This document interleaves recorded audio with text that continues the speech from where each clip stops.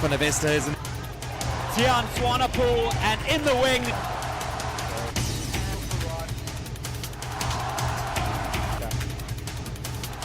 Superb flick.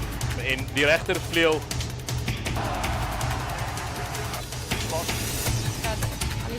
A strong fin.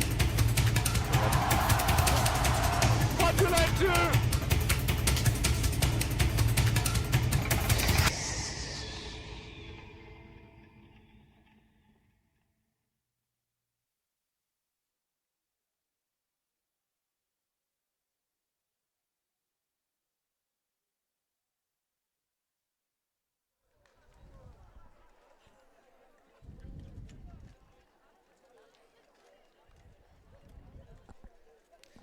And a very warm welcome to all the viewers at home, and I believe it's also some Supersport viewers.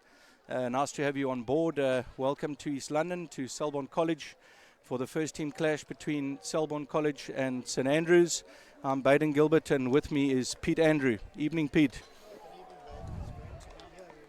Beautiful evening for hockey. Good afternoon for competitive hockey so far. And as far as the results have gone today, Pete, as far as sort of under 14s and under 16s, how do those results stack up? We started off with the 2 under 14 games. The east side game, Selborne dominant. Strong, sort of more structured game together. They're putting that one 4-0. They were 3-0 up at half time. They did a performance with snaps in the second half. And then the under 14 game was very exciting. We had a 1-0. Most of the game with Selborne up, and some spirited fight back from St Andrews in the second half to level. And then on the stroke of full time, St Andrews won a short corner. I was in the seat here the last time we played Grey Bloemfontein. I must say that the keeper, Carl Rootman, caught my eye. Thought he had an exceptional game. Daniel Carr also was phenomenally good on the left half. Ethan Boucher, number 7, well, he was a workhorse as he always is, and very, very busy in the midfield. I see Ryan Evans out there. Ricky Valpotic, the under 16, joined by Keegan Miaka, also under 16 boy. Had the privilege of watching these youngsters at the primary school. So all round a very well balanced side. Haven't necessarily had the results I think that they would like as a team. And let's have a look at the St Andrews lineup. Yeah, I think we're in a sort of similar situation where I would describe this team this year as not necessarily having too many superstars, but because of that they've had to play very much as a team, work really, really hard, and they've certainly shown good improvement through the season. Players to look out for there, in the midfield, Ryan Stoddard, the captain, good close skills and very high work rate. James Mullins also in the midfield. They've sort of relied a little on some natural goal scoring ability up front. Nick Barlow comes to mind there. Given an opportunity, good cricketer tends to bury it. But they've been sort of workmanlike and been good team performances. I think that's what's been the mark of this season. I think from both sides, the last few years, they've had one or two really outstanding players on each of these sides, and perhaps they're now having to go back to more of a team play and involve more players in the build-up and the finishing, which is great. I think, we obviously had the privilege of watching somebody like Matt Dewar last year. I know St Andrews also had some very, very good players through the ranks of late. It's always a nice clash. Normally we come along to watch and expect a very highly competitive game. Normally a very, very quick fixture. The guys like to play a quick running, quick, hard passing hockey, which makes it exciting to watch, and there's generally a lot of goals, and no team's ever really out of it. Yeah, I completely agree with that. I think conditions tonight are going to play into the hands. The turf has played well all day, and as it cools down, generally the ball moves over these surfaces that much better with a less of a bobble. I think you can expect that the ball's going to go very quickly from side to side and front to back, and hopefully we are going to be sort of blessed with a feast of goals. That will keep the spectators really excited on the edge of their seats. So no doubt that you'll have two teams going at each other, hammer and tongs, Certainly saw earlier in the games today that there's a bit of pressure around these games. You know, I think for us, Selborne's a big fixture, and I trust for the same for Selborne. And you can see that it means a lot to the players as you get towards the closing stage of the game. Perhaps you can see the sort of temperature rise a bit, and unforced errors occurring, and often that can lead to mistakes.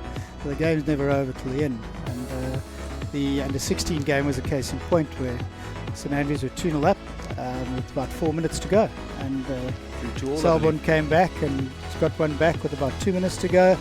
And it just the guys can channel their energies into getting physical and moving the ball around us and giving us a good game of hockey this evening. I totally agree. I think Border have over a number of years now produced some outstanding umpires, and I think that I look out, Dion Nell is one of the top umpires and has been one of the top umpires in the country for some time, and he's a great example to youngsters. I happened to blow a game earlier today with one of the Selborne boys who's off to the under 14 tournament, and he was telling me that he's had the opportunity to spend a bit of time with Dion and learned so much from him. So there's a good culture of hockey umpiring in the province, and it's great to see that they're bringing youngsters through too. So we're privileged to have these men with us tonight, and I'm sure that they will keep a tight watch on the game, but at the same time allow it to flow, which is obviously the ultimate objective of all the umpires, is to allow games to flow and for the players themselves to be the centerpiece.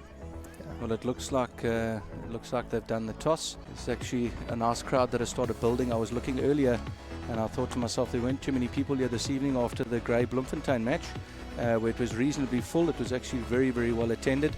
And I'm having a look here now and I see the first team boys, the first team rugby boys that is, have arrived, and we've got some BSG girls on the other side and a small group of St Andrews boys that have obviously played earlier on today that are gathering on the stands, and just to the left and to the right of us here, it started to fill up with parents and people who coming out to watch hopefully what's going to be a great game of hockey this evening. Yeah, this is great. I mean, there's been such a vibe since the schools managed to put down Astros, and these Friday nights have certainly given hockey a bit of profile.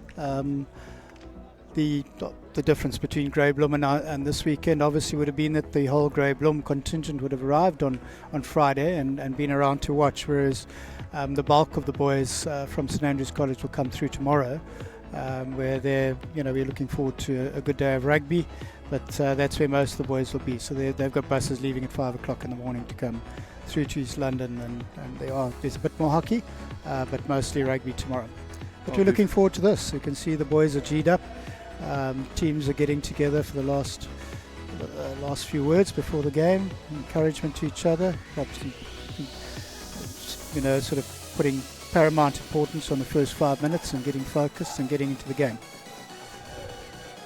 Just in profile at the moment, you've got Jonathan Shamwana, the St Andrews College keeper. I think in similar vein, you're talking about the Selborne keeper. Jonathan's had a very good season, very much part of the defence of the team, and goalkeepers have become so much so.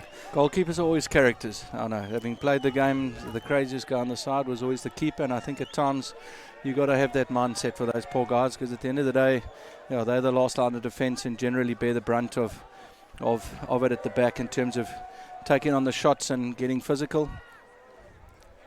Absolutely. I think you have to be very brave, and sometimes I think they've got to be a little bit stupid, but certainly they've got to have the right mindset. It looks like we're all set to go. And push-off goes to Justin Stoddard, as I mentioned, centre link there. It'll be interesting to see these first few minutes. I'm sure sort of patient build-ups and just sussing each other out. It's a ball on the out here, and it's Daniel Carr on the ball, number 5, who I mentioned really had a great game in my eyes. He's just dropped one down the line, a nice pickup, happy just to drop it back. I think in these early stages you might just find that the teams will sort of just try and feel each other a little bit, throw the ball around the back as they've just done there now. Nice ball from Sanders around the back, and Selborne come down the right. Happy just to get a feel for it and just to try and establish what sort of pattern St Andrews are setting up at. There was a nice ball through. Yeah, that was the lovely bit of hockey there. Nice early structure to the game from Selborne. The ability to move the ball from right to left or left to right is so critical to find the space on the field, and they certainly did that very efficiently. And it was only in the attempt to actually get the ball into the circle that St Andrews was able to get some possession. I see there's a nice early overheader. A lot of the hockey at the moment, particularly at school level, I noticed, particularly in some of the lower ranks, maybe not necessarily your first team, as we said, where we've got better umpiring, with that overhead rule, where it's obviously the receiver that's allowed the advantage of having the 5, as opposed to, a lot of the times they blow it for the defensive team, and it's in actual fact it's the receiver who's afforded that opportunity to get the ball in control. And I think that's even on the first bounce. Yeah, I think you saw it there. It's important that the receiver does get that opportunity, both from a safety point of view, and I think also just from a creative point of view. You don't want the game breaking down. The overhead has certainly been a very effective means of transferring the ball across and forward. And whilst it can be overused, it can be extraordinary in terms of turning defence into attack and putting pressure on defenders. We've got St Andrews at the moment sort of working the ball into the 22. You need patience in this situation.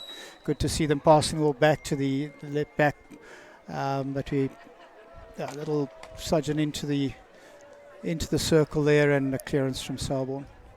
I see St Andrews very, very happy to push men up, which is actually very, very nice to see. I mean, at that point in time, well, in sort of, I would say, a third of the field, we had, just about we had the whole St Andrews side, which is obviously means that they're going to push up quite high, which obviously means that space is of a premium. Which is going to be interesting to see how Selborne deal with that at the back. Yeah, the area of that 22 very crowded at the moment. And I think, as I mentioned earlier, I think St Andrews is very reliant on the sort of sharpshooting skills of some of their forwards. As I mentioned, Nick Barlow particularly, I think, in that area, Mikey Fry doing the baseline runs. So it's important that they do get the ball into the danger zone, and I think that obviously the more you can outnumber your defenders, with attackers in the circle, chances of finding somebody free are that much greater. Some good skills on the left there from James Mullins, and I think just trying to work the ball up the left baseline. Not an easy place to get the ball from or into space. Selborne under a little bit of pressure, but they've come out of that well. I think Selborne might just want to hold on to the ball a little bit, and maybe just drop it back a little, just gather a bit of structure. Haven't had too much of the ball sort of in the last few minutes or so. Let's just have a look and see. Happy to go down the middle and then drop it back out. Oh, St Andrews putting pressure on, and they've dispossessed Selborne. Left is a good one. And it comes out the right there for Selborne. Drop it into the inside, go back out again. And perhaps the ball down the line. There it goes. Nice pick up on the right. Couldn't quite see that number. Selborne showing great patience at the moment, which is a good sign for them. Oh, that's a very, very nice ball. And Selborne score! What a great opportunity. Perhaps a mistake from the keeper. It all happened really quickly. We can have a look at that in the replay. But that was a great, great pickup. Kangayo Nguma. He's got himself on the board here, guys. It just looked like a loose ball that sort of was unattended. Perhaps in the replay we can get an idea of exactly what happened there. Keeper doesn't look too happy. Yeah, I think they managed to find an unmarked man on the penalty spot there. Worked well on the baseline, drew the defender in, and then managed to get the pass under the shoulder. So Keegan finishing very well there, just getting the ball off the deck. I see they've got that as Keegan Mnyaka, number 14. Looked like 15. Oh, we just got some action at the other end there. As I said, looking for that sharp shot. Nick Barlow with a good shot on goal. So end to end, and that would have been the ideal response from St Andrews College if they managed to get that win. That was a fantastic very good save by the keeper. I'm just having a look here. I've got that as number 15, which on the game sheet this evening is Nguma, but I see they've put it up as Keegan Mnyaka, who's the under 16 player. So loose ball down the middle. Selborne in possession again. The goal scorer. Perhaps going to try and look for a short corner. Shot comes off wide. Yeah, and that's interesting. That reverse stick shot has become so much part of the game. And obviously the more the boys employ the skills and practice there, the more consistent they've become, and it's become a very difficult shot to defend. You know, the reality is the defender's got to get into some really dangerous space to get into, try and pick it off the stick, and I'm not so sure that the guys who are taking the shot at goal know exactly where it's coming from. Yeah. There we go. Great save from the keeper. Showed great control there, I thought, with the hand, bringing the ball down to an area where he could play it out wide. Good goalkeeping skills. I think he didn't panic there. Yeah. You know, a lot of the times what we tend to do is we lose it a little bit, and he was very, very composed. He just kind of got the ball down and cleared it. That was textbook stuff. Well balanced, head still, watched the shot onto the glove and controlled it and played it out wide. Selborne drop it down to the back. Saunders up the middle, drops it down to the right. Oh, that's a great pickup on the right. Quite a lot of pressure here. I think just Ricky, outside the D at the moment. Did very well there. Done. Yeah, there's a hit to St Andrews College just outside the D. Ball can't be played directly in, so no doubt they'll work the ball around a little. That's James Mullins on the ball at the moment, but some good defending, gets a stick in for a long corner. Once again, as I was speaking about before, I mean, we've got one person outside. I mean, literally the entire 25 has got 22 well, it hasn't got 22 obviously with the keeper being back, but I mean that just shows the concentration of players in that area, so that's obviously something that they've discussed. Yeah, I think it's partly in response to, you would have seen there with all 11 Selborne boys behind the ball, and that obviously allows one the freedom to push up a little, that they've obviously just going into a half-court press there and allowing the ball to come to them. But it is unusual not to have somebody out high just for that breakaway. But it's been a very structured, controlled start by Selborne, and this is obviously part of their tactic, is to absorb the pressure on defence and build up, and they've been very good in getting wide on attack. Whereas it looks more like St Andrews College are looking to perhaps throw the longer ball and put pressure onto their defence with numbers. Well, I think both sides have got players that can throw the overhead, which is awesome. You were talking about the aerial skills earlier, but I mean, the overhead has obviously changed things. I mean, in a concentrated area of players, I mean, if you've got a yard or two of space, I mean, you can throw it. These chaps can virtually throw it the length of the field. It's a very nice ball picked up by Challen Watson. Happy to drop it back into the middle. And I think once again you'll see Selborne happy just to drop it back, looking for a nice through ball there. Oi, I think that's going to go the way of St Andrews. Ball's up in the air, and the reality with that ball in the air is it's just all about danger. So if the players are able to control the ball in the air, it's all fine. The moment that it becomes dangerous for either party, then the umpires need to intervene. That's very dangerous. And he's been dispossessed. Should have perhaps let that ball go, and that blow's gone against Selborne. And St Andrews happy to bring it out quickly out the back.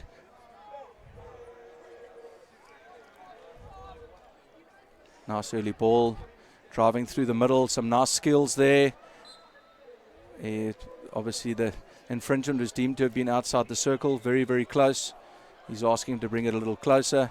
All players need to be 5. That's actually a very, very nice ball, just wasn't quite ready for it there. The ball on the sideline, Peter Furgus looks like he'll be the one to look to move the ball upfield or around the back. Selborne will be looking to put them under pressure and perhaps try and cut that pass across to the centre back. Ball goes left to the centre back, looking for a runner up front, not happening. So they're under pressure from Selborne, have made a mistake and put the ball out on the sideline. Unforced error there with turned over. Selborne pick up on. There's a shot into the D. And then we spoke about that overhead. It's always one of those ones when you shot to the goalkeeper post. Worst fear is the ball goes behind the keeper, hits the post, and you've got a live ball in the D. You've always got to be aware. So defender a little bit lucky there that he didn't get a bit of stick on it. Missed it, and it went over the baseline for a 16-yard hit. Selborne once again in sort of good, solid, structured possession at the back with an overhead giving possession away to St Andrews College.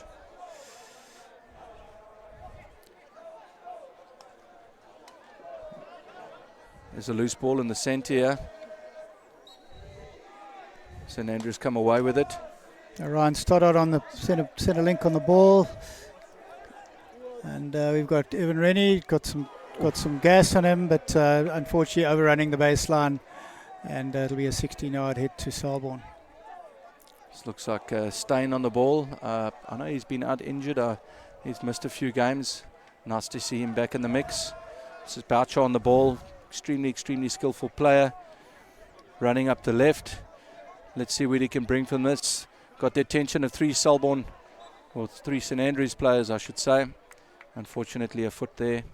Those are great left-hand skills from the Selborne number 7, Ethan Boucher. Carrying the ball up the left-hand side and then very skillfully playing the ball into the circle, just in the air, just enough to get over the defender's stick. But unfortunately, one of the strikers just getting a foot on it. But a pressure once again at the back for Selborne, hit to St Andrews College. Peter Forges on the ball. He'll be looking to find one of the strikers making a run up front. That's intercepted. Staying on the ball. Gives it to Boucher, drops it into the midfield. Selborne wanting to build it up the right. There goes that long ball. Unfortunately, just not able to get it on target. It's been a nice game. It's flowed Certainly. really nicely. I see the teams aren't scared to throw it around. Both teams looking to try and penetrate. Yeah, I think Selborne have certainly shown a tendency to be more structured in their approach. Working the ball wide, whereas I think St Andrews are really looking for those longer balls. There's one that's just found its way through to try and pick up one of the strikers. It's Mikey Fry making a run, and St Andrews have a hit in the 22. Can't be hit directly into the circle, but they'll try and work it in from another angle. By the looks of Ryan things, Stoddard on the ball, just trying to create an opportunity for there. The ball played into the midfield, and Daniel Steichel playing a very nice ball out to the right to James Sparks, and it's a long corner won by St Andrews College. perhaps maybe As we are talking about the whole of the Selborne side behind the ball, which does create quite a crowded environment in the circle itself. But here they come out, breaking out some good defensive work by Ryan Stoddard. Selborne got the hit there. I think you just want to calm things down. A few seconds left on the clock going into the first quarter. Interesting enough, watching the end of the second team game, I see that they still played the traditional, what looked to be two halves.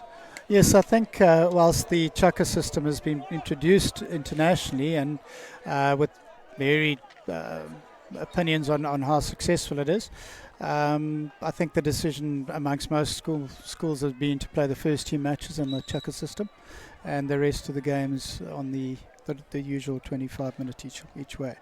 In fact, 30 minutes in the senior ranks. Well, still playing the game on a Sunday, playing third league for club hockey. We welcomed it because in the day we play 35, which was 70. The legs aren't as young as they used to be, so those 4x15, making it 60 minutes, taking those 10 minutes off, getting an extra 2 beers in is a welcome thing as far as the time goes.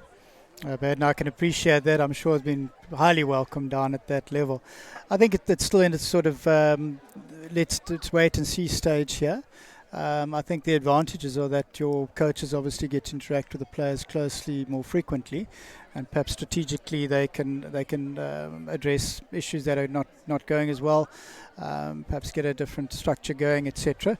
So that's got to be a positive. It was interesting. I was talking to the headmaster of Selborne College just earlier. He himself, a very accomplished hockey player in his day, and So. we were just talking about the Chukka system. And I said to him, I might mention this on air, but he was just talking about how the Australians, who have been so dominant over the last few years, are a bit divided on whether this is a good thing or not, because they used to certainly are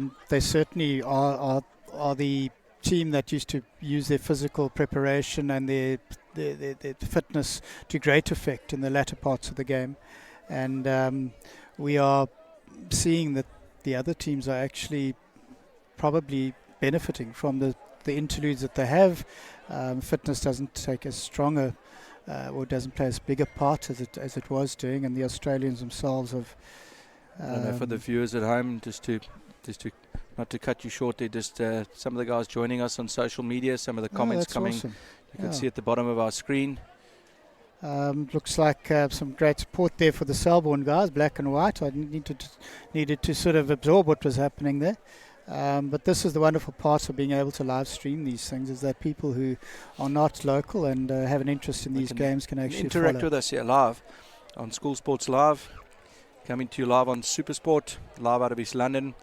End of the first tracker here. I think Selborne very good value for their 1-0 up. I would say they've probably had more circle penetrations. Certainly, although having said that, it's not that St Andrews have been out of it, but if we had to call it for that first quarter. Very, very nice game, played at a very, very nice pace. What do you think now as a coach now? You've had 15 minutes, you've had a chance to sort of suss things out. What would you be saying to your players? Just to maybe just compose it in this next 15 and let's have a look at throwing the kitchen sink at it for the next Selborne will want to continue doing what they've done in terms of moving the ball around. They've done it well, and they've found their way into the circle on a number of occasions. I think St Andrews have got to defend with patience.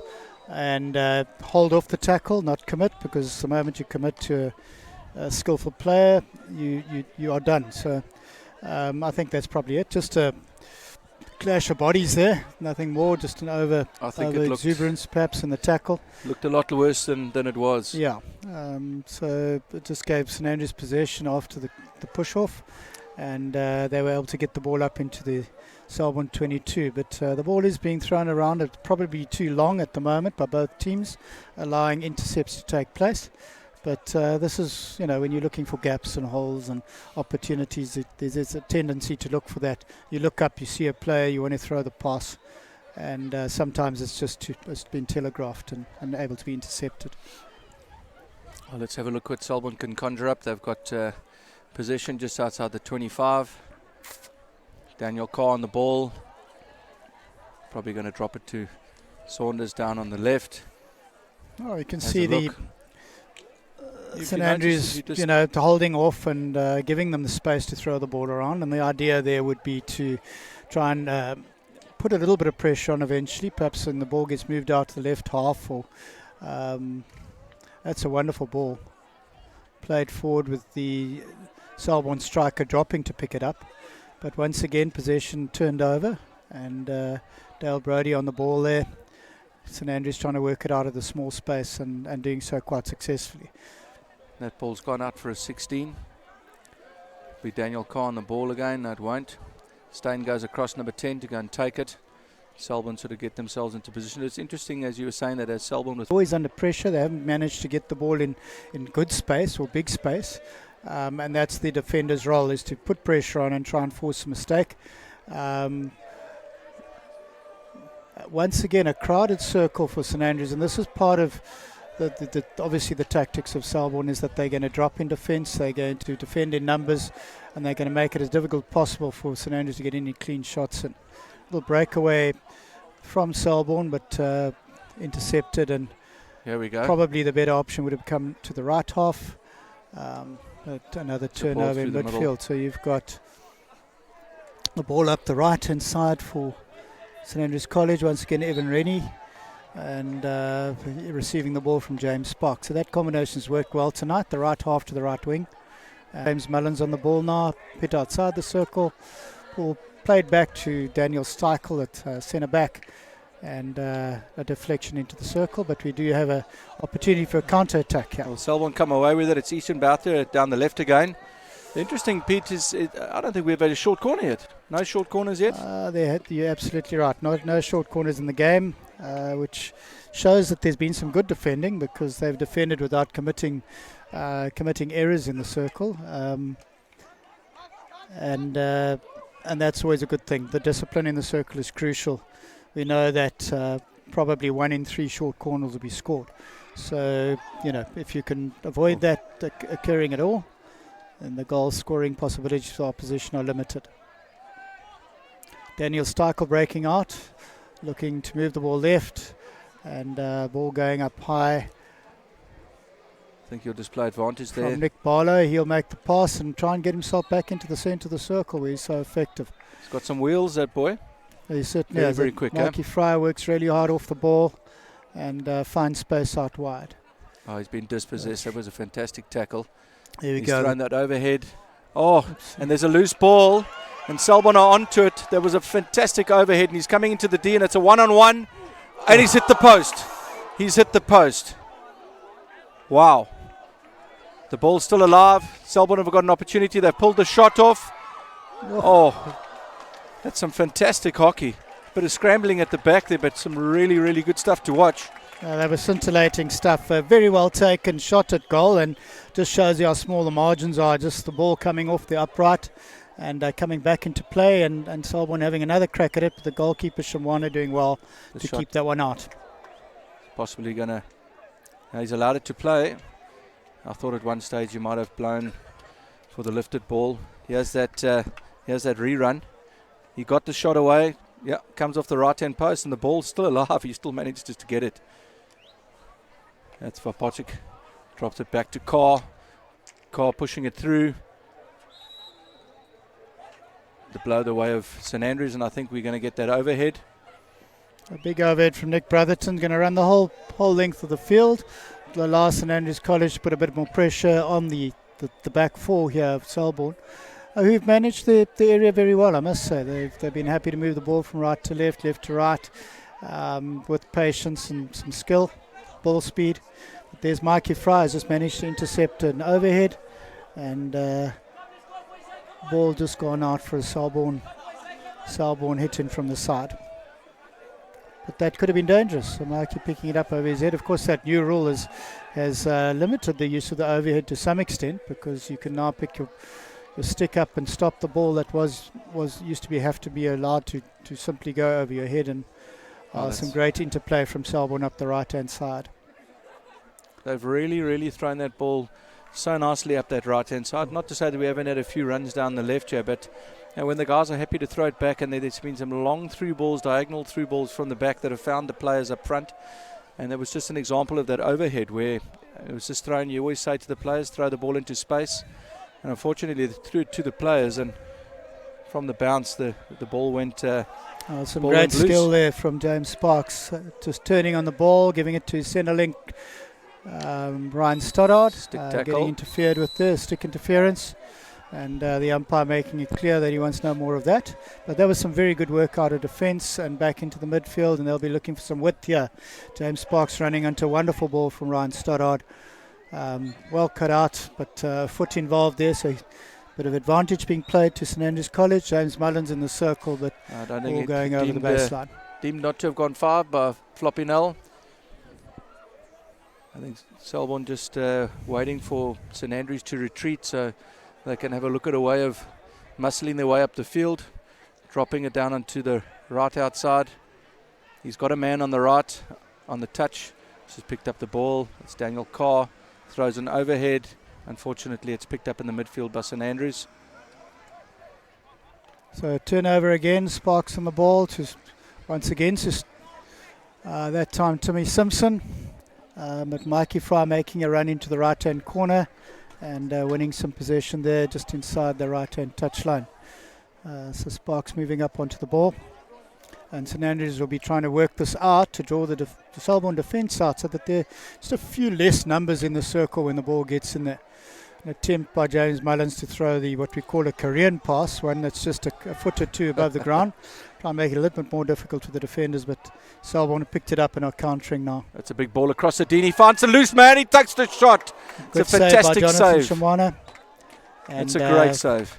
I must say, both keepers, I think, this evening have put in some really, really telling saves. I mean, that was a real textbook one-on-one. Selborne come away with it. The game seems to have livened up a little bit in these last few movements. Certainly, there's no length or much time in possession. Both teams are keen to make the run. There we go. You saw that ball up the right-hand side. A really good opportunity for Selborne to put another one in. And a good save by the keeper. Ball now being played up into the Selborne 22, and into the circle goes Mikey Fry. Has really worked hard out there today, but a good save once again, and Selborne coming away with the ball, working it up into the midfield, and the right-hand side opening up beautifully for them. Very, very good descending. That looks like Stuart Else, who's come through the middle. He's found his player again. Some physical defending there, but the ball's come away to Ron Stoddard in the midfield, and he'll be looking to put the ball out wide. I think that looks like Daniel Steichel making the run and keeping the ball in play, and he'll be looking for the guys at top D or penalty spot. Once again, keeper intercepting the pass, and looks like Vapatu coming away with the ball. And you see, obviously, with the going from side to side here, there's a lot of space available. The game's really, really opened up here. I think it's, there's been some enterprising play from both sides, and because of that it opens up. When things get stretched, when the ball moves quickly from front to back, it's virtually impossible to fill all the holes, and right now we can see the midfield is completely open, and a misdirected pass ends up with Boucher again, and he's making his way. A very, very good run with a straight and diagonal run, and pass through just couldn't be picked up. Rutherton on the ball, working it out from the back, up the touchline, and almost picked up by young William Stewart, one of the under-16s who've been brought onto the bench here today. Showed great form for the under-16s and played in that game a little earlier, the one that ended up 2-2 in the last moments of the game. So Pete, your under-16s, will they get a full run for the under-16s and come and sit bench for the first team, or do you have regular guys that are permanently playing in the first team, or how does it? It's a good question. I think that we don't have any policy on it. I think we, like any coaching staff would do, would look at what personnel you've got. Obviously, there's advantages in exposing the younger boys to this level of hockey, and it is a game that you can bring them through, and those that are good enough and strong enough should be exposed. But the under-16s, these boys playing at that level obviously can certainly develop confidence on. I think we've just seen was it a yellow or red? It was a green. It was Challen Watson. A green card being given. That's a 2 minute. Just 2 minutes. 2 minutes off the park for an infringement, and so Selborne just down to 10 men for the next 2 minutes, and it'll be interesting to see whether St Andrews can find a little bit more space with the Selborne defence one down. Once again, all the Selborne players behind the ball in their 22, and St Andrews will have to try and come up with a way with getting the ball into the circle with a bit more space. Well, like you said, all Selborne ball players into the midfield. the whole side are in the 20. To the left-hand side there to Daniel Steichel, or to Peter Voorges rather. Number 5, Peter Voorges, and some good work up the left-hand side. That's Timmy Simpson. Number 4, Daniel. Yes. Can you give us a rundown on that surname? I was reluctant to say it on TV right. without getting it wrong. So his surname is Steichel. Spelled hails from Zimbabwe. Steichel. Yeah, I'm sure it's Dutch originally. They live and farm in Zimbabwe. We've had Dan's elder brother Ben was with us a few years back, played first team hockey as well. Obviously Zim hockey is still very good, and we're fortunate to get a number of students who come down from Zim, and many of them are useful hockey players. So Dan fits that mould, and I think they've been in the country for a long time. A good little reverse stick shot coming across the circle there, but not finding its way on goal. I think that was Mikey Fry once again. He's proved to be quite a menace for the Selborne defence so far. He's made some very effective runs stop. in. Cars coming away with it. A live wire great this aerial evening. skill there from James Mullins to pick that overhead, but rebounding straight back to Selborne. And here the Selborne first team rugby boys chanting in the corner here. That's their traditional corner where they get the boys G'd up, and Selborne will have the opportunity to play down this way in the third and fourth chucker. So it'll be interesting to see when they make their circle penetrations, the noise that we'll hear down to our right here. It's very nice to see the support that they've given for the hockey boys, and it's one of these things where I think young boys are often faced with a choice between whether they play rugby or hockey eventually, and many of your fly halves and scrum halves and centres on the rugby field would be very useful hockey players. So boys do need to make choices, and it's sometimes a surprise to see which direction they go in. But it's great to see the support. I think at both schools we get wonderful support from the rugby boys for the hockey and vice versa. I think from a St Andrews perspective, that's quite nice for your sort of grade 8 and 9 boys. I'm sure they get to still play both. Correct. Whereas at some of the bigger schools, the guys will obviously make a decision on the winter sport, either being rugby or being hockey, which is actually quite sad, because generally what happens is your better sportsmen per se, so your better hockey players or your better rugby players, and your better rugby players. Yeah. So the guys are generally well skilled across sort of a broad spectrum of sports. So it's always very sad when the guys have to maybe pass one up.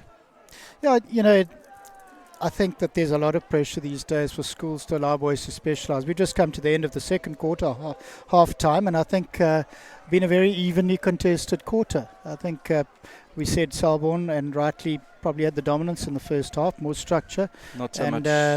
I think it was in the first quarter, and more structure and more shots on goal. But I think this was end-to-end stuff the second quarter, and probably a very, very even number of circle entries. Once again, we haven't had a short corner, which is quite extraordinary. 30 minutes of hockey and no short corner, ladies and gentlemen. It just shows that the teams are looking to score field goals. They're looking to stretch the defence, and as I said, some good disciplined defending from both sides has avoided the short corner outcomes. Yes, just going back to the need to make choices, and obviously the bigger schools have got the numbers that they can field adequate number of hockey and rugby teams. There's a lot of research, I think a lot of experience tells us that the earlier the boys specialise, it's not necessarily a good thing. Many of your top sportsmen are coming from environments where they played several sports until they really went into it, perhaps at the age of 17 or 18, where they specialised. But one learns different things from different sports, and I think that's why, if it's possible, it should be encouraged that boys play as much as diverse a spectrum of sport as they can. If you're in a very dominant sport environment and you play something else where occasionally you lose, I think you learn good lessons from that. If you can take the confidence from a winning environment into your other sport, that's also very helpful. So we do try at St Andrews to keep the grade 8 to 9, even 10 boys where we can, playing both. We also believe that not that many boys will carry on playing rugby after school. So if they keep their hockey skills going, it'll allow them to go to university or to join a club and play at a decent level. So as a lifetime sport skill, we feel that if we can, we should. Look, from a Selborne perspective, I mean, I was chatting to somebody the other night regarding sort of St Andrews and Grahamstown, and as far as the sort of club hockey goes in Grahamstown, is there sort of an active club environment? Because I know our boys are fortunate enough in that the guys can play in an active league, which means that outside of playing these matches for their school, the guys have got an opportunity to play some club hockey. Me for one, I still play hockey just to stay in touch, and I have the privilege of playing with my son who's in grade 7, and we get to play together some Sundays when he's not committed with other things. From a Grahamstown perspective, is there, outside of a school environment, is there an active hockey community or club community as far as hockey goes? But yeah, I think it's one of the things that we do find that we are a little bit isolated from the local leagues and so on. Over the years, we've had a vibrant league. We all used to travel to Port Elizabeth and play in the PE leagues, and when we were able to get Astros down in Grahamstown, we decided that was unnecessary. So for the last 15 years, we've had a Grahamstown 11-a-side league, which is played through the winter, and then we have a summer league played, a 6-a-side league played during the summer, in the warmer evenings on a Friday evening. And certainly we've tried to involve the school teams. There definitely are those same combinations that you talk about, where fathers or fathers and sons and brothers and others and this sort of thing are put together. So not quite the same where we've got clubs with perhaps a first to fourth league, and your youngsters can fit in the relevant place. But we do try. I think the guys that really perhaps miss out are the top of the pile, like the first team guys, where whereas they would normally be playing in a Premier League side in a city. Those opportunities are not really there for them. I know that a few years ago we had an outstanding youngster called Charlie Byron, and he was out and played for Rhodes University in the Premier League and added value to them and so on. So that's the third quarter underway, and immediately we've got Selborne on the attack. So it started at a high pace once again. As I was saying, going into the break, the interesting thing sitting up where we're sitting now is that we obviously have an opportunity to keep an eye on the Selborne boys down on the right-hand side, and it's always nice watching Selborne play down this way and the noise, and they kind of really get the guys G'd up. You know, sometimes you just got to have positive energy, and you just got to keep it tidy up. You know, we watched the end of the Grey game where, you know, tempers flared, and the guys have just got to learn just to keep it down. But it's, you know, the guys are 16, 17, 18 years old. The guys are playing possibly their last home derby against St Andrews as schoolboys. So the blood's flowing, testosterone's going, the boys, they get chewed up. And it's actually, it's very Nice wonderful. to watch. You know, we saw some visuals during the break there of the Selborne boys on the side doing their war cries and giving support. And what more could you want? I mean, it's really fantastic. You know, this is perhaps not one of those games where it operates on high adrenaline. One needs to remain composed and focused. Got another card there. Looks like one of the It's St Andrews green. I boys didn't has quite been get the number. There was sent just to an the naughty infringement. seat. Daniel Carr had the ball, and Yeah, and I think that's Mikey Fry. He'd worked himself back into a defensive position. Or not. No, it's Mikey Fry had been playing up front and obviously went in a little hard on the Selborne defenders there. He's been given 2 minutes in the naughty seat. Selborne on the attack here up the right-hand side, which they've done effectively all game. looks like young Jolson Cock has come on for Selborne. I was watching the end of the second team game here. He's a regular first team starter that I see is getting a run in the seconds and coming off the bench for the first team. Being dispossessed just outside the D, and St Andrews come away with it. It's clash of sticks there, but coming out of defence well, St Andrews, and obviously trying to set up a quick counter attack, which the Selborne midfield were able to slow down. And so the Selborne defence are regrouping, getting behind the ball again, and it's up to St Andrews to try and find another way forward. I think very obvious to me has been the fact that St Andrews have looked to play the ball forward. And to try and get it up to the strikers as quickly and often as possible, whereas Selborne have opted for that more structured, working the ball around the back route.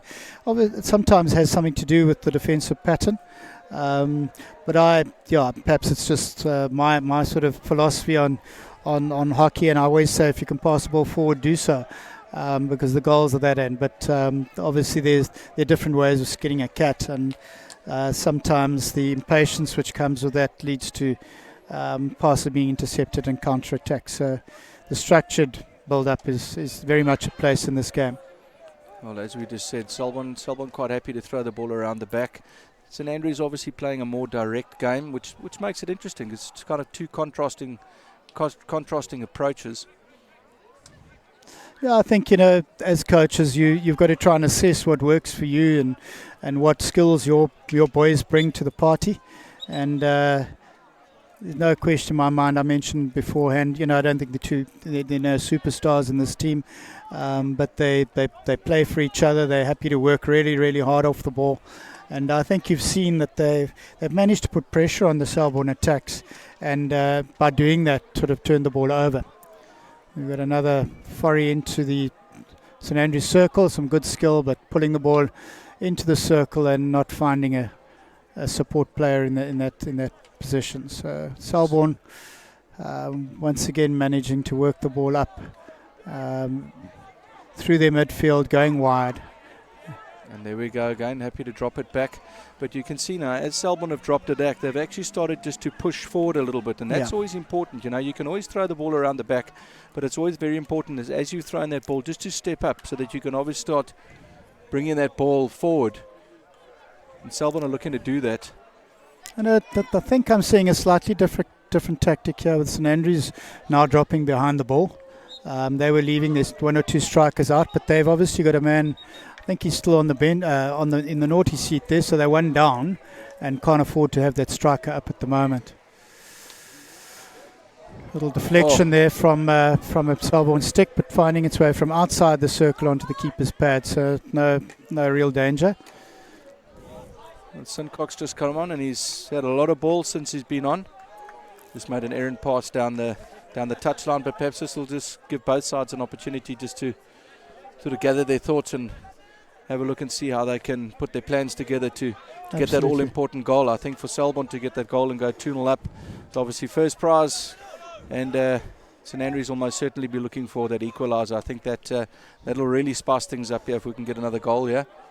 Ball running free into the circle, played off one of the Selborne sticks, but not quite managing to get his stick on it before ball crosses the baseline. A little counter attack from St Andrews.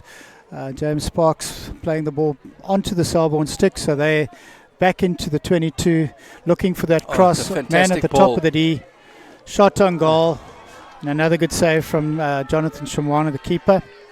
It will give Selborne the ball in the 22 from the sideline. Jonathan's having a fantastic game. Really having a nice game, man. I think the scoreline from both sides, both keepers here, I think the scoreline could have been very different if they'd let No, I think you're right. I think Jonathan has had to make a few more saves, but just after Selborne scored in that first quarter, there was a counter attack with Nick Barlow getting a very good shot onto Rootman, and he did everything right and keeping that shot out and keeping that scoreline at 1-0 throughout that quarter, and to find ourselves where we are still now at 1-0. So Selborne under a little bit of pressure there. They're not quite as tidy as they'd like to be at the back there. Ball at the back. But they've done well to work it up into the midfield now.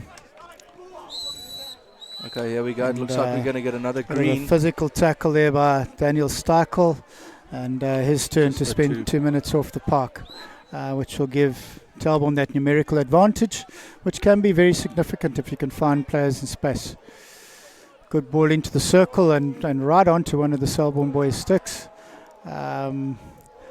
St Andrews managed to pick up the scraps and coming out of defence very well there. That was good skill, that. Very good skill. That was excellent skill. That was, I think, again, James Sparks has been so effective up on the right-hand side. Here comes another card. It's always an unsettling thing when there's a couple of cards going the structure. You lose a bit of the structure. You've got players off, so people are moving around, and the messages don't always get to the right ears about who needs to drop back and so on. So these are always dangerous opportunities for somebody to take advantage, and more than often this is when you look at seeing a goal. So it'll be interesting to see what happens in this small passage of play over sort of the next 2 minutes or so. Yeah, just talking earlier about the effect of pressure on sportsmen, and I think we've seen it in all the games today, where this game at 1-0 is still anybody's game, and so you've got Selborne desperate to score another goal, you've got St Andrews desperate to equalise and get on to level terms, and it does mean that the sort of intensity of the game picks up. It's a wonderful piece of hockey there from Captain Boucher. He's been very effective on the attack today. But just a bit of a stick tackle there and giving possession away to the St Andrews defenders. A good overhead thrown to Evan Rennie up front, that Brotherton I think from the back, and St Andrews launching attack up the left flank. It's Ryan Stoddard showing some good aerial skills and forcing the long corner, and St Andrews keep asking questions, and I think that's the good thing during the course of this game. It's certainly not been one-way traffic, and we've had both sides. Haven't seen a short corner yet. That's absolutely right, which is quite extraordinary. But I suppose that the incidence of 20 minutes into rugby games without a scrum is quite commonplace these days. We've got a bit of drama in the circle there. Commentator's curse. Yeah. First short corner of the game. It looks like there's a card going to come with it. I'm certainly talking to number 13, I think it is, Ricky Vapatik. I think he's perhaps got away without getting a card, or am I wrong? Anyway, St Andrews College, you've got the first short corner of the game.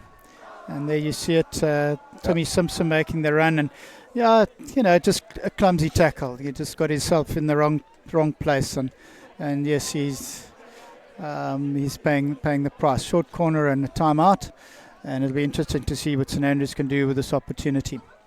One Castle, I see, setting up with the one Castle. Yep. I'm assuming that Nick Brotherton's a drag flicker by the looks of the setup. Either that or he's going to have a shot. Yeah, it's sort of a, in Second fact, Castle. was two Castles eventually, and a good low drag flick, but it's wide of the target, and Selborne survived that little moment of pressure with numbers down, and the first short corner of the day. So not a badly taken short corner, pretty efficient, just the shot being fired wide. Selborne happy just to drop the ball through to the back. He's making a run up the midfield. You don't want to get dispossessed in that position, and this is trouble.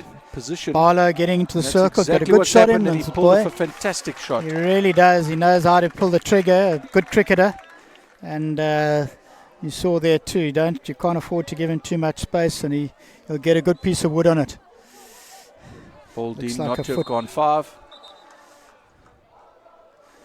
Umpires just As I telling the said, guys just yeah. to calm it down, and obviously zip the lips. Obviously a lot of talk going on out there. Don't So want to see any giving more away cards. possession again. St Andrews on the attack.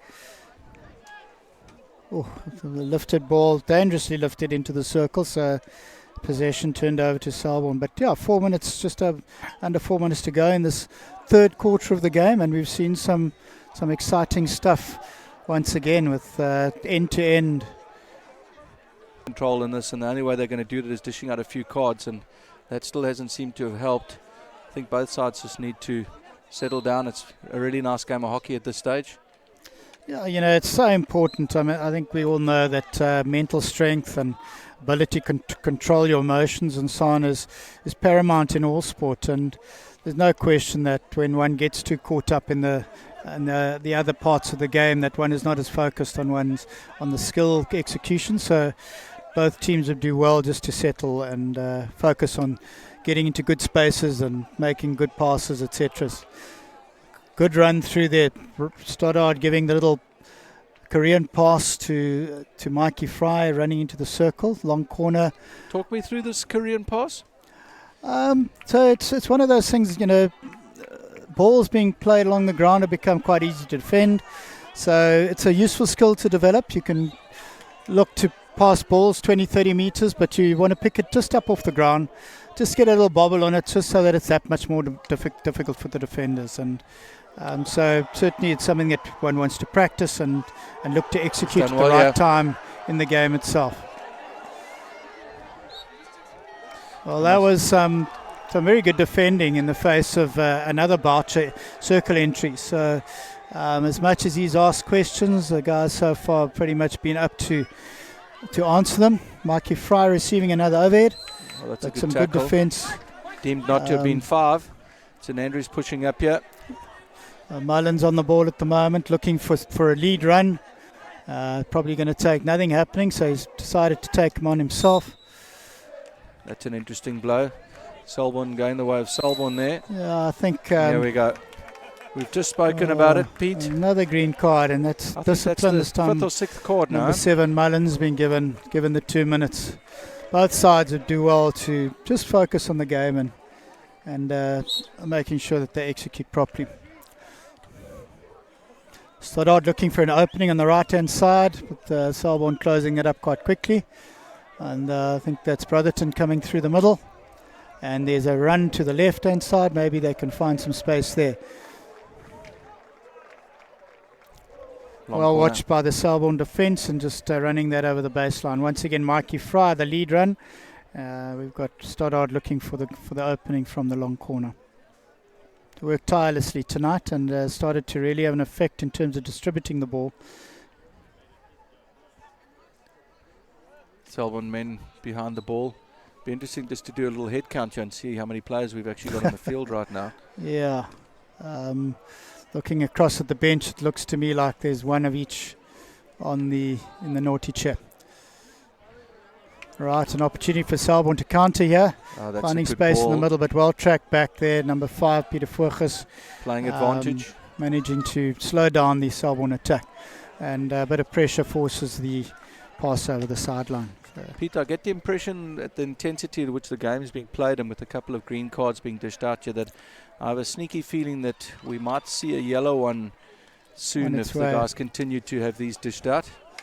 Yeah, I suspect you're right. You know, part of it, we talked about pressure, but, it's been played at a high intensity, this game, and I think both teams are showing that they might be tiring a little, and when you get that much a little tired, you start sort of looking for shortcuts, and often that's when becomes a little lazy on the tackle, and that's where the stick starts hitting stick and the body starts bumping into somebody, the ball carrier. And well, that's the end of the third quarter, and once again, very, very evenly contested. Very much so. Very, very much so. Now, as a coach, what would you be saying to the guys now? Yeah, St Andrews in particular, the guys are 1-0 down. They've got 15 minutes to turn this around. How would you address this as a coach now? What would you be saying to these boys? Well, I know both these coaches really well, and they've got vast experience. So I have no doubt that Shane Viviers, the Selborne coach, will be calling for the boys to calm down. They've got the lead, that they need to keep their composure. They need to pass the ball around the back as they were effectively in the first quarter, and look for the opportunities when they're there rather than looking for opportunities that are only 50-50. I think from a St Andrews point of view, Gary Frayne, vastly experienced, very calm demeanour, and he'll be trying to bring that to his players, so there'll be no frantic talk going on there.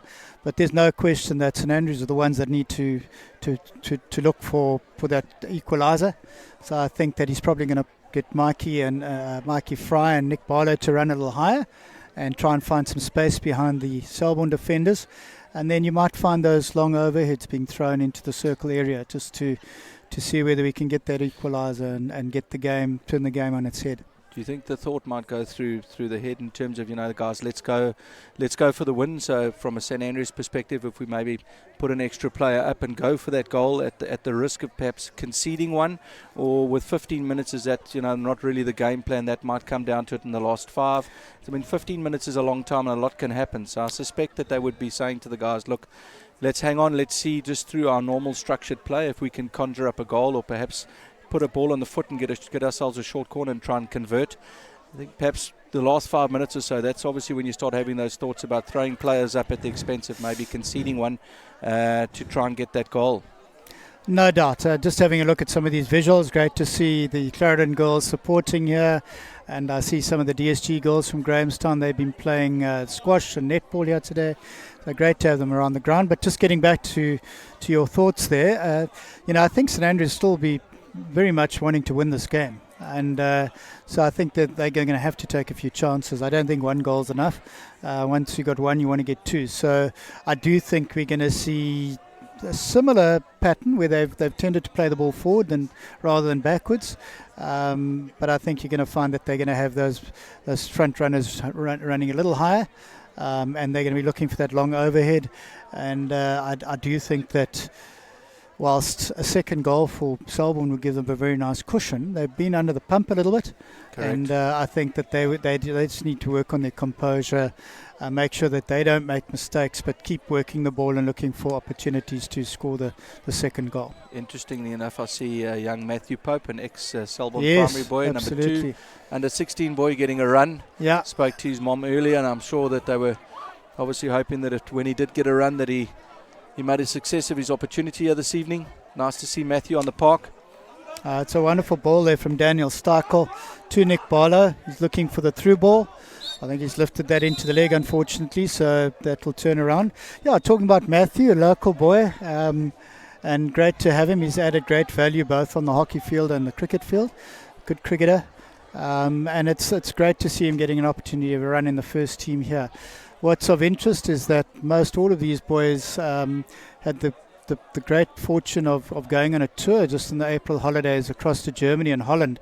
And we know that that's a hotbed of European hockey. And they certainly found that there was lots to learn, that they played lots of games, they had coaching sessions, and I think there the younger players were given wonderful opportunities to learn in that environment and to play with some of the senior boys. And boys like Matthew shone, William Stewart shone, and there are a couple of the other under-16s that I'm sure will be getting opportunities through the course of the season. No, that's always a great opportunity. Certainly, who wasn't on the tour, can honestly say that I've seen a sort of marked improvement in the overall play of the side since they come back, and it's great to see, because obviously these overseas tours are for a purpose. You want boys to learn from the experience. Besides the cultural and worldly travelling experiences that they get, it's important that they come back better equipped than when they left to play the game. So I think it was a very successful tour for all. And they played against opposition that tested them at times, but there was enough success for them to come back with renewed confidence. So Matthew, certainly one of those who benefited from that. Having said that, Selborne also fortunate enough, they took two squads. They took a junior squad, which were deemed to be an under-16 sort of squad, and a senior squad, along with the Clarendon first team. My daughter was privileged enough to have travelled along with that, and they did 2 weeks in Holland. And I must just say that they come back. You can just see that it wasn't just a case of touring, that they've actually come back with something. Yeah. And just listening to the kids talking and what they're talking about, they did definitely pick up on a lot of new things, and did certainly learn a lot from having been there. And I think it's also being in an environment where hockey is big. It gives you a sense that what you're doing you're absolutely right. And whilst we were talking there, Selborne put together a really good attack. Found space out wide, and the cross came in, and there was a deflection that may well have found its way into the back of the net. And as I was saying in the break, 2-0 up for Selborne's a very different ball game. So fortunate to come away with unscathed the college defence, and the longer the game goes at 1-0, the more the pressure will mount on St Andrews to find the equaliser, and there's always potential for mistakes in that situation and counter-attack. So I'm quite keen to see the way this ends. I think St Andrews are going to take some risks, and I think that we either could end up here with a draw, or I think as otherwise they will in the attempt will concede. We've come to see goals. So yeah, I'm sure from a spectator value perspective, I personally think a goal would liven it up and open it up quite nicely, and really give us an exciting 10 minutes or so of hockey towards the end, as we've so often experienced with these derby days. Ball coming down the right from Selborne. It looks like Evans on the ball, still got the ball. Happy just to drop it back. Sanders on it. Sanders back to the centre. And down to Carr on the left. See, and as we're speaking about this, it's pulling one of the St Andrews boys out, and obviously what then happens is the gaps then start opening, and Selborne are able to start working that ball, and that's the perfect example of it. You can see that at home.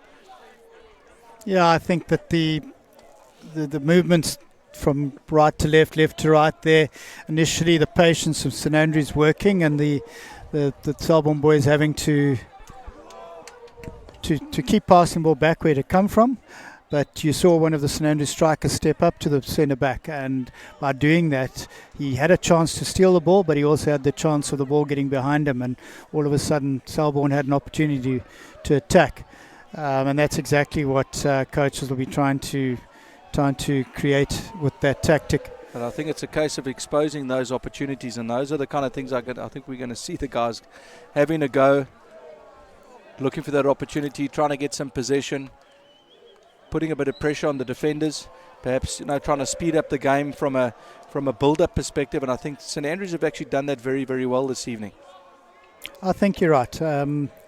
We've certainly seen two different styles of play. I don't think it's necessarily the way that either side would play every week. I think it is determined by the opposition you're playing, and we went a man down. I'm not too sure what happened. I was actually watching play there with the ball entering the D. He looks in a bit of discomfort. Pick up who that is in the far corner. Yeah, I think simply a clash of sticks perhaps brought him down, It looks like Ryan Stoddard, captain and centre link for St Andrews. They won't want to lose him. Interesting thing at our age is that, ladies and gentlemen, we're actually sitting up here on the scaffolding, and we've got the benefit of having a monitor in front of us. So when our eyes let us down, we can always just cast ourselves down onto the monitor and see exactly what's happening or what number that is. Selborne coming up the centre. That has been very helpful tonight, I must say. And, these monitors, they tend to enhance the light too. So you're really getting a good image in front of us here. Selborne again on the attack, but foiled by St Andrews. Try and find some space out right and trying to find those front runners. There's quite an interesting ball deflected through. St Andrews got a hit from the side on the 22. And as I said, game certainly far from over. And moments of magic from both sides could just either settle it for Selborne or throw the cat amongst the pigeons for St Andrews. A goal to equalise right now would really make the last with you 100%. 7 or 8 minutes of the game interesting. And I think everybody at home and the viewers at home watching on School Sports Live, the viewers at home watching on Supersport, and I'm sure the viewers and the spectators that have come here, we've come to see goals, ladies and gentlemen. And at this point in time, we've had 3 chukkers of hockey, and we've had 1 sole goal in that first chukker from first quarter from Selborne. And since then, it's been a closely contested affair with the ball going from one end of the turf to the other. And I quite agree with you. I think a goal would really, and I think a goal and I say this as a Selborne supporter, I think a goal for St Andrews would be full value. And I think it'll give us an absorbing sort of 7-8 minutes of this last chukker. Well, if anything's to go by, the under 14A, under 16A games, the three goals scored in the last couple of minutes of the game between those, anything can happen. Yeah, I think we must pay tribute to the defence of both teams here tonight. They've been very organised. They've absorbed the pressure both ends. As we were saying earlier, just the one short corner conceded at this stage. And that's quite remarkable. So they've been very clinical about their defence. They haven't allowed much space for the attackers. They certainly haven't allowed any 2-on-1s and so on the keeper. And the keepers have been good. So one of those days where, you might have had 3 or 4 or 5 goals scored on another day between these two teams. But I think the defence have been outstanding. And they've managed to counter virtually everything that the attackers have thrown at them. And it's not as though the game has been played in the midfield. There've been plenty of circle entries and lots of time spent in the 22. I see the new structure these days, and I'm talking about it over the last few years now, where in old traditional hockey you had a sweeper and you had your 3 halves, and your sweeper was the guy who obviously was sort of really set back in the game, only really came into it for your 16s and that kind of thing. But I see the new thing these days is the 4 halves across the back with the 2 center halves, which really makes it nice and interesting, and the ball travels quick and it really opens up the back, and it's kind of really changed the way that the guys play from a defensive position. And I really like it. I must say I wasn't a big fan in the beginning, but I mean in point in case, somebody have a look here. There's the ball's just gone out on the side, but it really gives you an opportunity to move the ball around. Whereas in the past, you had your keeper and you'd see him stand at the top of the D, almost look like he's about to tee off the first tee box, looking for an opportunity. Whereas now the guys, it just gets thrown around the back, which has changed everything. Now there's a good little run in there from the Selborne attackers. They want to take over possession, but Stuart little Else. infringement has given possession back to St Andrews, and Mikey Fry on the ball up front. As I said earlier, there were going to be a few more overheads from the back, and that was Ryan Stoddard just trying to penetrate the Selborne defence there.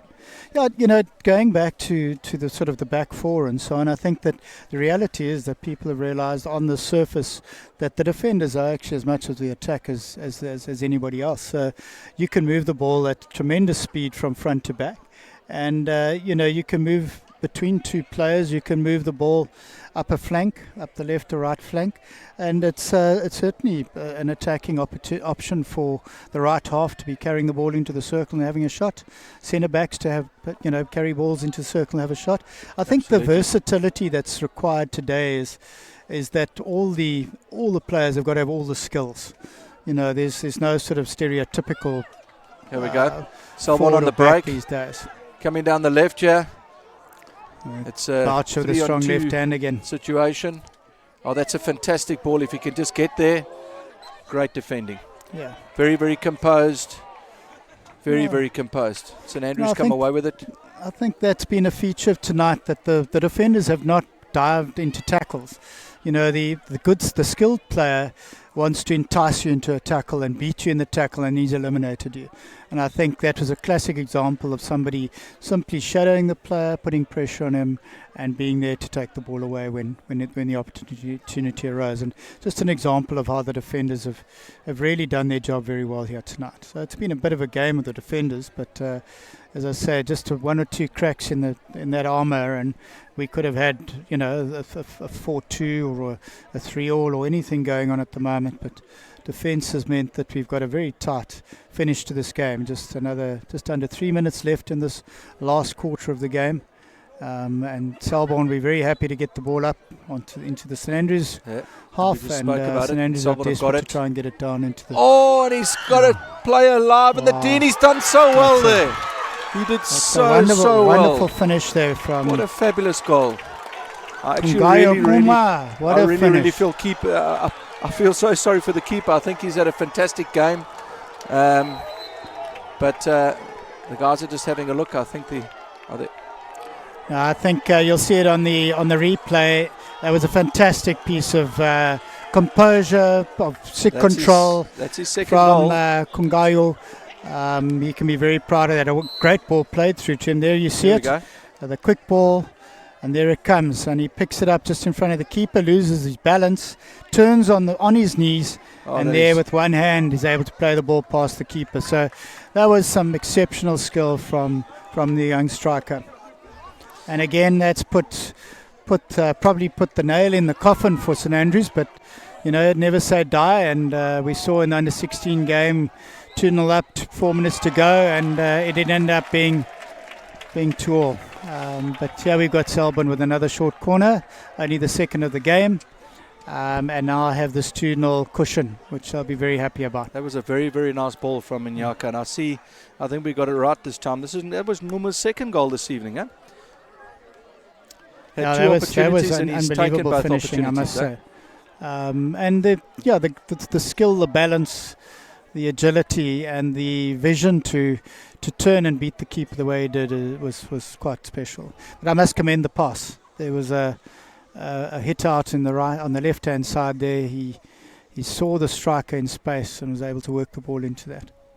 So a short corner here for Selborne. See what they do. There's a hush around the AstroTurf. Not a clean stop, but a slip and an open shot. And Selborne have scored again. Well, Baden, you're calling for goals, and you've just got two in the space of a couple of minutes. And that certainly will seal it for Selborne. In the last minute of the game, they put it away for 3-0. Very well executed. It looked almost as if Boucher had lost control of that ball initially, and then the back flip. It wasn't necessarily a clean stop. We might see it on the replay. But what they did is they made amends and threw the ball around, and they were able to. I mean, he had an open shot. He was wide open when he received that ball on the strong side. Here we go. Here's a replay. Wasn't clean stop, but he slips it. Just flip between the legs and a good strike into the corner. Boucher's been a factor tonight. He's been the one guy that's shown great skill on attack. And probably Josh Reward for all his work, that he found himself some space and was able to put that away. Pete, it's normally this time of the game that we would start discussing perhaps a man of the match or players that have perhaps stood out for us. For you this evening? Well, I think we've got to give credit to the second last goal. That was a piece of magic. So certainly just for the level of skill and the finishing qualities of that that goal I think was extraordinary. So for me, Kungayo Kuma must take much credit. I think both sides have I think Barcher for me has been very effective on Very attack. involved and been Very a big involved. playmaker here this evening. You know, through the course of the game for St Andrews College, I think Ryan Stoddard started having a Oi. big effect in the midfield. But I was very impressed with Mikey Fry up front throughout the game, putting the defence under pressure. So that's it, 3-0 full time. Full credit to Selborne. I think they had the best of the first and quarter, and obviously they have of the last. And that's what matters. Yeah, Selborne full value for the win, and like we were discussing earlier, you know, with the small amount of time left, anything in hockey can happen. I mean, there we had 2 goals literally in the space of 2 minutes. I think something that we also need to touch on, I think both goalkeepers have been very, very good this evening. I think they've really had great games. I thought James Carr had a sterling game again at the back, very much involved in the game. And you mentioned Ethan Boucher. Marky Fry, as you were saying, Stoddard was good, James Mullen was solid. All in all, I think Daniel Steichel today impressed me at number 4. You know, playing at the back there, I think he managed to dispossess a lot of attacks and was able to distribute really well. So he was very good. Brotherton's overheads are always effective. But I think I'm right in saying that, you know, good team performances from both sides. I don't know. So if we're looking for men of the match, that goal was extraordinary. But, you know, I think both teams gave everything. And, you know, it was a good team performance, certainly from St Andrews College. And they will be disappointed with the end result, because I think for much of that game, the 1-0 advantage that Selborne had was very much in the balance. And just one goal from St Andrews could have really upset Selborne. So, well, we were. Selborne, and you know, St Andrews will go away with the wins. But they certainly competed throughout. And it was really only in those last 3 minutes of the game that they were able to finish off. Yeah, I think very, very enjoyable game to watch. I mean, obviously from where we are up here, we get to see perhaps a lot more than you guys do from the sides or from at home. And I think we're looking forward to a very, very closely contested affair on the rugby field tomorrow. Perhaps St Andrews can turn the tables, because the 3-0 scoreline, I think if you guys have watched this and the viewers out there, I think you'll all agree that it was a lot closer than 3-0 as far as the game ebbed and flowed. As I say, Selborne were fortunate enough to have come away with the win. I do believe that second goal, there was a great opportunity, took the ball quick, thought to throw it up front, hit it straight up front, and as you said, so often somebody in that position would have tried to take the shot while the keeper was on him, kept his composure, got control of the ball, did a nice little turn and just rolled it over the line, like we always used to say. I mean, the line's only that wide, it just has to cross the line and it's a goal. Shane Vivier's having a word with his players there. Yeah, Shane would have enjoyed that goal. He was an outstanding striker. And I had the privilege of playing against him quite often, and he was always a thorn in our flesh, and he would have been able to take great pride in Blackjack. that. The Blackjack is the man, and certainly he scored some scintillating goals in games that I've played in, and he would have enjoyed that particularly. But very good performance by both teams, I felt. You allude to tomorrow and the rugby. There's lots and lots of rugby, a bit more hockey. And I think all sort of interest will centre on the first team game here at 2:30 tomorrow afternoon. I think we're privileged to have 2 good sides that will be up against each other, and on the day, who knows, it could go anybody's way. So we look forward to a bit more live streaming of that game for the viewers. And well, guys, as we see the closing off of this game, see Ethan Boucher leading the boys down into the corner, just a sign of respect and thanks to the boys who've taken the time out to come and watch the first team tonight. A lot of first team rugby players in there, and I'm sure the hockey boys will be out there supporting the rugby boys tomorrow. And as tradition would have it, the guys are going to give a little sing-song in the corner here. It's always nice to end off a derby like this. There we go. I think Boucher just paying tribute to the supporters, and I'm sure they'll have a few words to them in return as the cheerleaders join them in a little line up there. boys holding fast to their Selborne badges.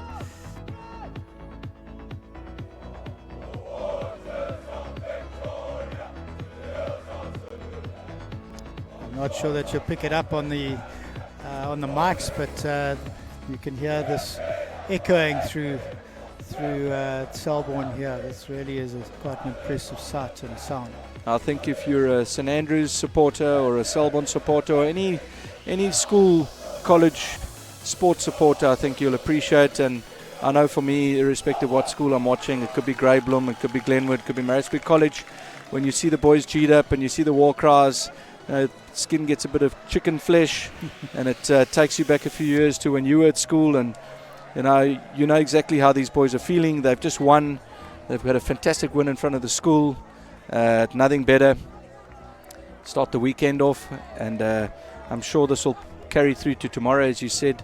A lot of the St Andrews contingent arriving tomorrow. This is going to be the spirit of the weekend, and certainly we've been waiting for this encounter, and every boy at St Andrews College will be sleeping and or not sleeping, thinking about playing tomorrow. They could have watched us on live streaming this evening if the guys there we go. hooked it up. They would have been wise to do that, and would have been able to appreciate from their dormitories and their rooms in the hostels at school. And this would only have raised the ante for tomorrow. So they'll be on buses from 5 o'clock and coming across en masse, and I'm sure both schools boys will be putting everything on the line for their schools and their fellow teammates tomorrow. So let's hope that the sport tomorrow, I know we're in for another lovely day, is cleanly contested, played in the right spirit, and that the great game of hockey and rugby will win the day at the end of it. But two good schools, we're taking each other on, and may the best teams win. Well, gentlemen, if you've joined us at home on Supersport or School Sports Live, thank you very much for joining us here at Selborne College. As we said, a very, very evenly contested affair. Selborne coming away 3-0 winners, but as we touched on, I think if you had watched the full game, I think we could appreciate that scoreline is maybe not necessarily how it all went down here. Another great advert for schoolboy sport and schoolboy hockey in particular, and it's always nice to see the youngsters coming out in the field here playing on the side, and other grade 8s, grade 9s come out to watch their first team players aspiring to play first team one day. Always nice to watch. The future stars of Selborne College, there's no doubt about that. And just watching the under-14s earlier, there's certainly some very skillful youngsters there, so there's lots to look forward to from both schools.